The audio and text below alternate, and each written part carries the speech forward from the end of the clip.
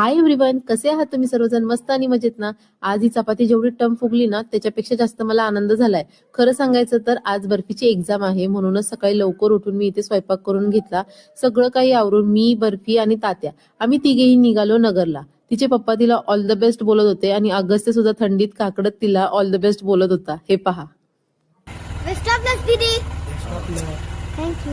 तसं मला आज थोडंसं वाईट वाटत होतं, कारण अगस्त्याला पहिल्यांदा मी एकट्याला सोडून चालली होते. अहो म्हटले मी सांभाळतो, कारण थंडी भरपूर आहे आणि प्रवासामध्ये 4-4 जण तात्यांना पण ऍडजस्ट होणार नाही. सो चला, असो, बर्फीची तयारी करण्याच्या नादात मी माझी टिकली सुद्धा लावायची विसरले आणि इथे आमचा प्रवास सुरू झालेला आहे. गप्पा मारत मारत ही थंडी आणि हे कोवळं ऊन खूप भारी वाटत होतं. एन्जॉय करत होतो आम्ही हा प्रवास सुद्धा. आणि फायनली आम्ही नगरमध्ये पोहोचलो बरं का. आणि ह्या टीचर आहेत बर्फीच्या, यांच्या मागोमाग आम्ही आमच्या डेस्टिनेशनला पोहोचलो, म्हणजे ज्या हॉलमध्ये एक्झाम आहे तिथे.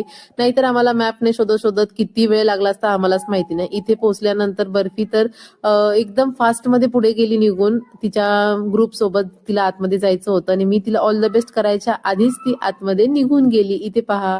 सो चला, ती गेलेली आहे. ती गेल्यानंतर मी आणि बाकीचे बरेच पॅरेंट्स इथे बाहेर वाट बघत होतो कधी एक्झाम होती. आणि खरं सांगायचं तर 9:30ची एक्झाम आहे आणि इथे त्यांची एक्झाम 10 वाजेपर्यंत स्टार्ट झाली. माझ्या आता लक्षात आलं की मी कानातले सुद्धा घालायचे विसरले.